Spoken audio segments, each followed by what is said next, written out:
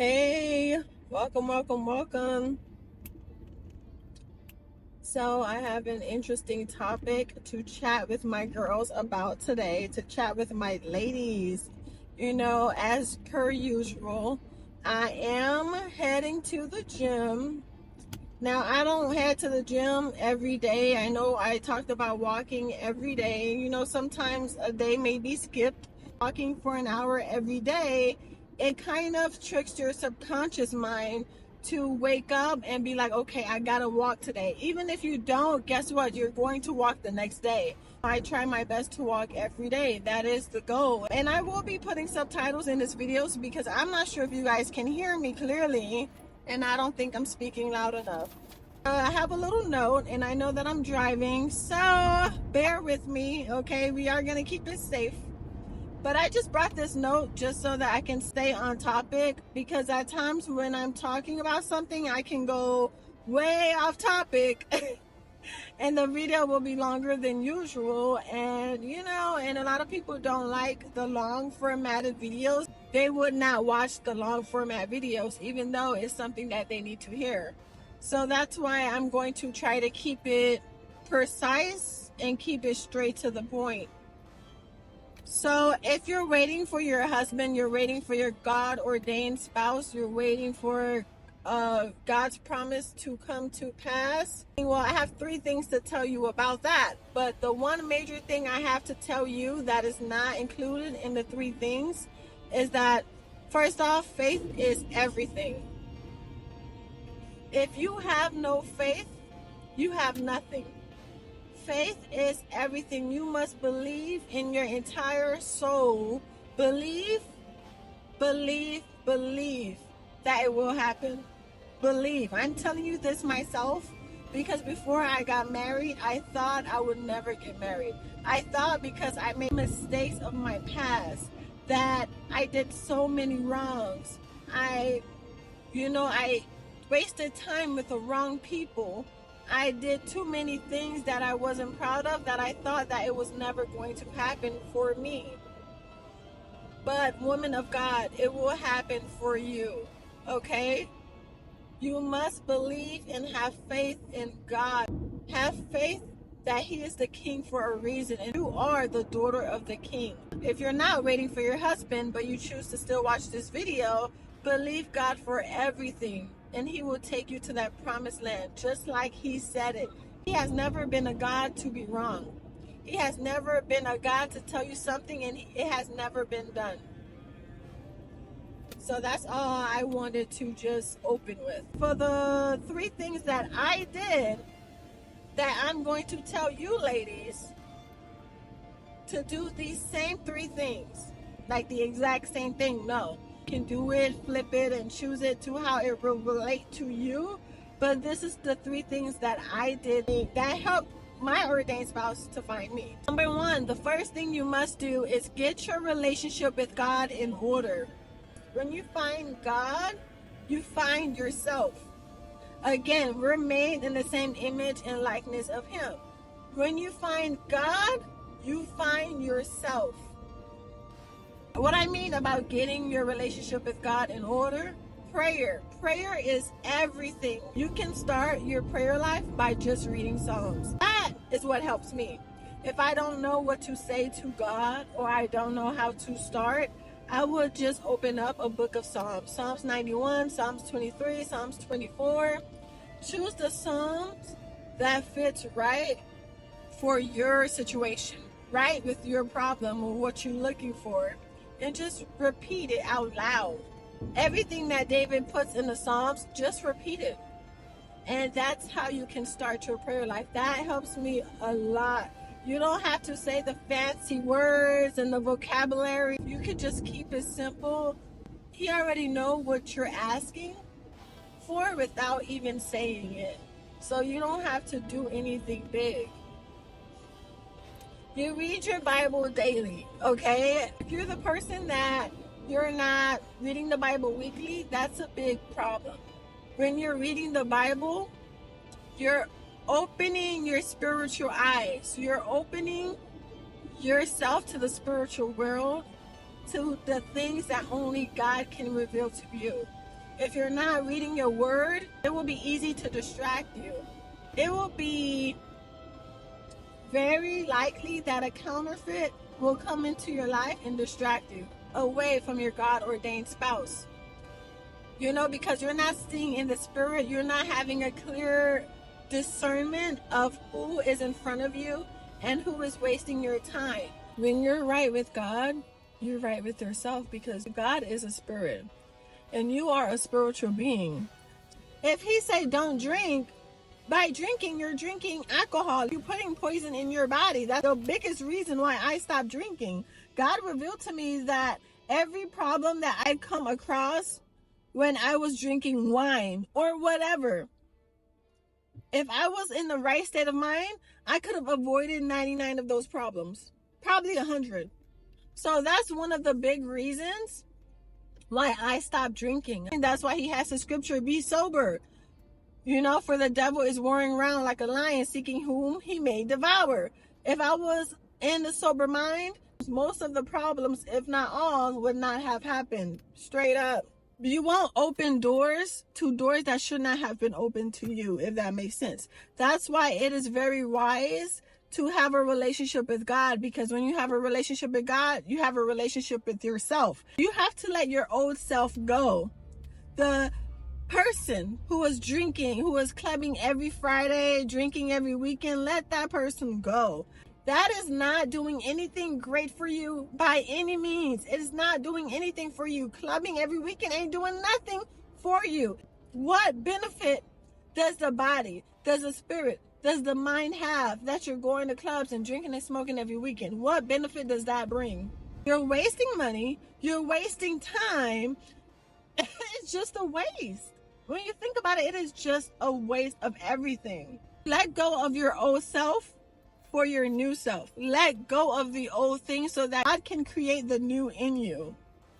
You let go of the woman that curses. No lady should be cursing. And I used to let people get me so upset to the point that I'm letting out a cuss word. And then I regret it at the end. I'm like, God, please put me into a level where I don't get angry and that nobody can push my buttons for me to curse. Because if I'm calling myself a woman of God and I'm acting as though I'm a woman of God, no cuss words should be coming out of my mouth at all, because to me that's just not cute. It's not ladylike. No woman in the Bible was cursing. A Proverbs 31 woman does not curse. Okay, y'all, I finally parked. Finally got here safely with the note in my hand. But let me finish this off. So yeah, let go of that fast life. The fast life, you clubbing, smoking, drinking, let it go. If you are a young lady, 10 years from now, you're going to regret the clubbing, the smoking, the drinking, the fornicating, the lusting. You're going to regret it all, because it's doing a disservice to yourself. There's no benefit in sleeping around. There's no benefit in cursing. There's no benefit in drinking and smoking. There's no benefit whatsoever. There's no benefit, because you can start a relationship with someone that you met at the club, but guess what? It won't last, because you're stepping into your flesh, getting that person, and then to keep that relationship that is not of God is going to be harder. Not only do you have to fight your demons, but you have to fight his too. A man that is in the flesh is not a leader. If he does not have self-control, how will he be able to lead you? If he's not in God, how will he be able to lead his family, to protect you, to provide for you? Tell me. Because a man that's in his flesh, he's going to eventually cheat on you. He's going to disrespect you. He's just not a man of God. And the one thing you don't want is a man that's not a man of God to be leading you. You build good habits, okay? So remember, the first one, getting your relationship with God right. The second one is to build good habits into your life. Dismiss the old. Out with the old and in with the new. Build good habits. Limit your television intake. Stop watching TV.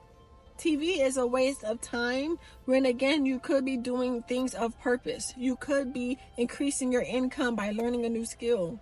You could be watching a podcast about healing. You can be watching something that can benefit you in the long run. One way you can build good habits is working out.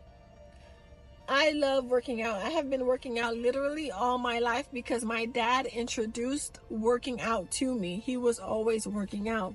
Now, there has been seasons that I have worked out a lot more than other seasons. But what I could tell you, woman of God, if you have nothing to do right now, work out.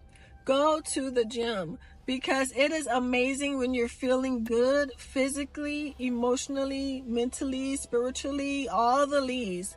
When you feel good after working out, it is the best feeling in the world. It's better than clubbing. It's better than drinking. It's better than fornicating. It's better than doing drugs. It's better than anything. When you're working out, you're taking care of your body. Doing cardio actually benefits the heart. So working out is the best way to, not only are you killing time, because I don't believe that time should be killed, but it is a best investment for your body because it actually helps influence your eating habits. If you're trying to kill time, you have a little bit of time to spare and you don't know what to do, work out. Work out. Fall in love with working out. Fall in love with walking 1 hour a day. Fall in love with it because it will benefit you. And when you become a healthier version of yourself, you attract more healthier things in your life.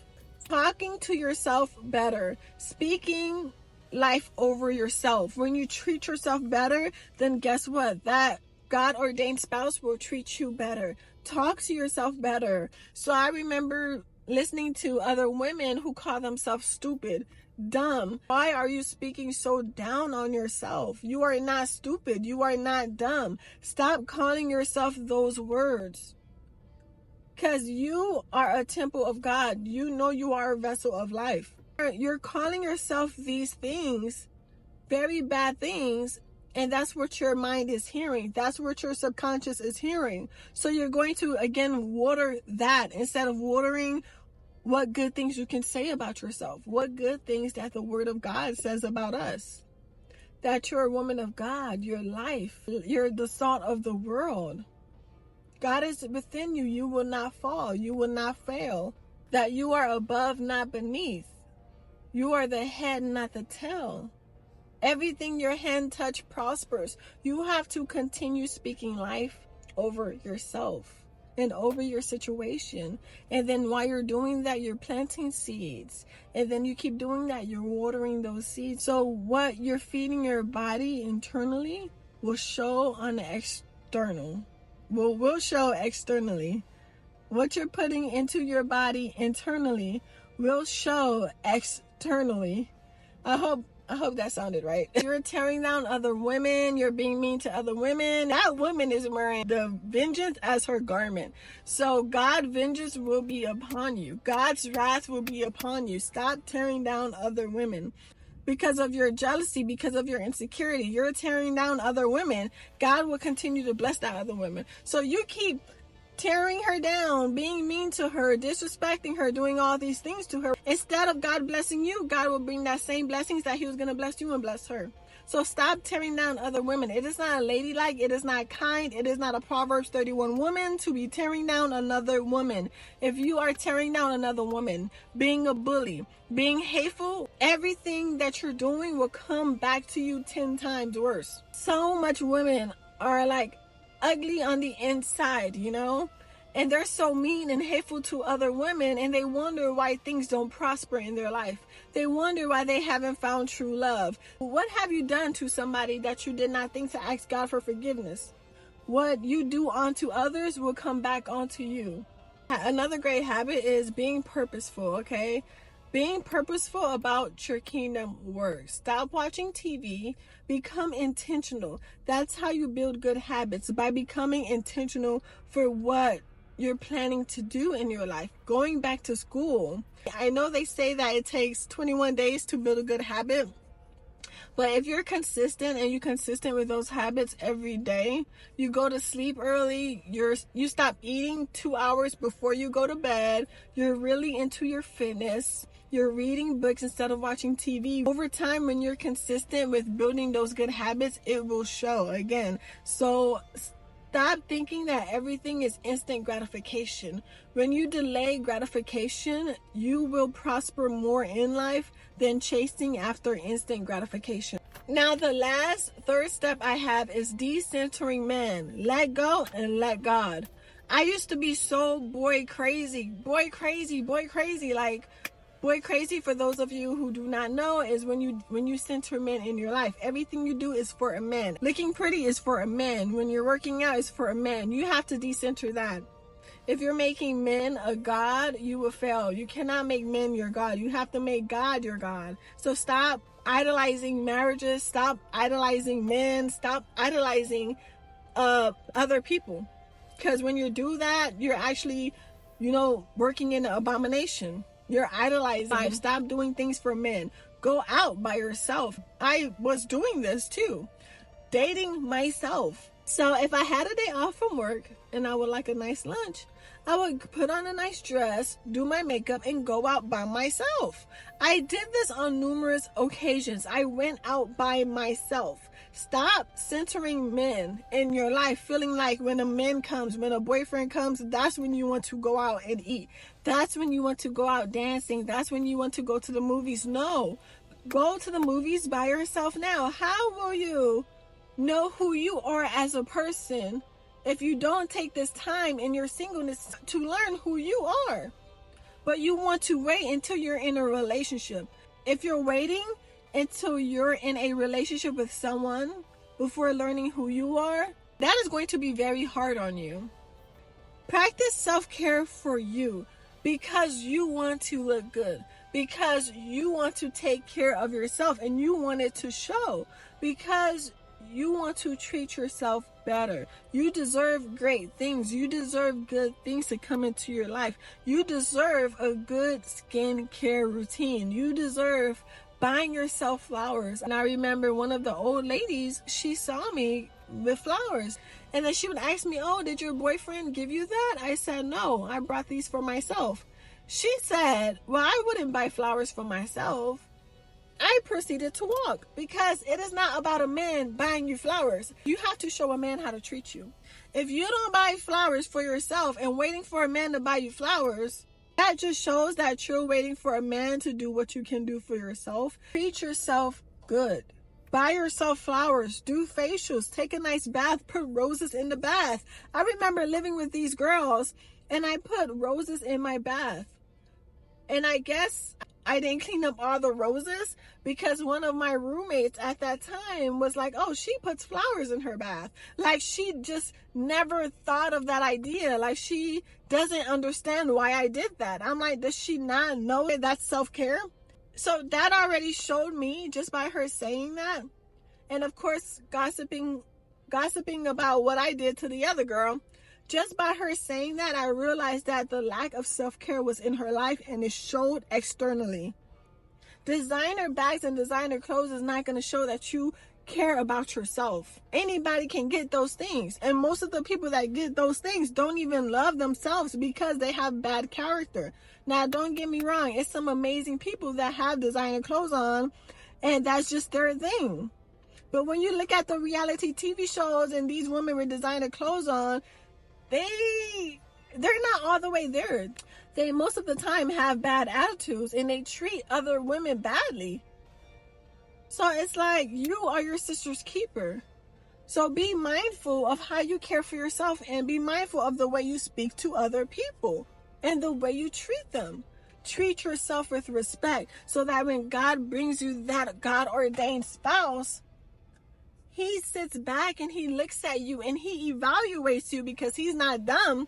He's going to look at your toes, your hands. He's going to look at your face and see if you have acne. He's going to see if you take care of yourself. And you're not doing it for men, because if you keep doing it for men, then eventually you will become inconsistent with it.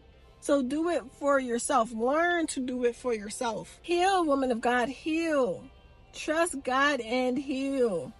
God put me in the season of preparation, I believe 2 years before I met my God-ordained spouse. I was in the season of preparation because He told me. By God telling me that it was my season of preparation, I was able to discern in the spirit that it was my season of preparation. He was telling me, prepare. It is your season of preparation. Prepare. So heal. How do you prepare, Carly? How? You ask me. Continue in your spiritual works. Don't stop it. By you preparing in your spiritual works, by you preparing and fellowshipping with God, you continue on getting to learn Him so that He can tell you more about Him and He can tell you more about yourself. Prepare. He will give you instructions. He will guide you. He will teach you. You're halfway submitted into God and you're halfway submitted to your flesh. God told you to fast. You're not fasting. You're working in disobedience because you don't want to fast. You want to eat Chick-fil-A. So again, you have to come into full obedience to God. Because as a single woman, it is very mandatory that you are following a leader. That you are following someone above you who can tell you which way to go. Because as a woman, we cannot lead ourselves. Women are not meant to be leaders.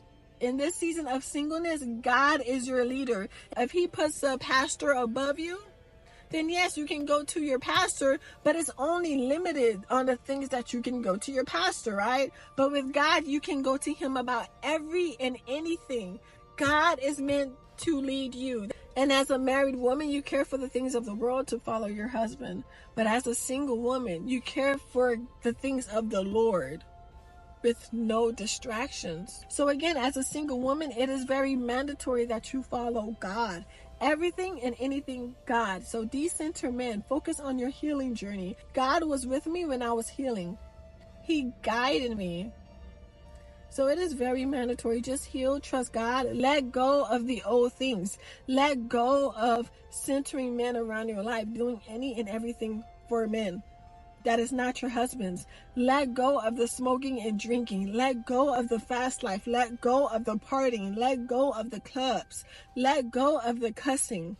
If you are not getting anything beneficial with anything of the world, if you're trying to be a wife, let me put it in that way.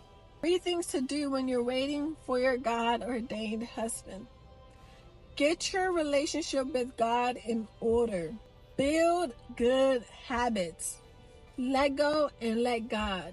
Decenter men from your life. When you do these 3 things, and of course the little details that I've included in each column, when you do these 3 things, your life will get better and God will show you the way. He will show it to you. Again, you must believe and you must have faith. You may slip up one time. That doesn't mean that He's not going to take you to your husband or this and that. No, it does not mean that. It just means that you still have some work to do. We have work to do. Now, ladies, let's get to work. Let's build our relationship with God. Let's stand on kingdom business. It's about that time. Let's stand on kingdom business. Let's put in this work so that we can receive a harvest. I'll see you guys in the next video. My name is Mrs. Carly Holly. Thank you for watching, Queens of God. I'll see you guys on the next video.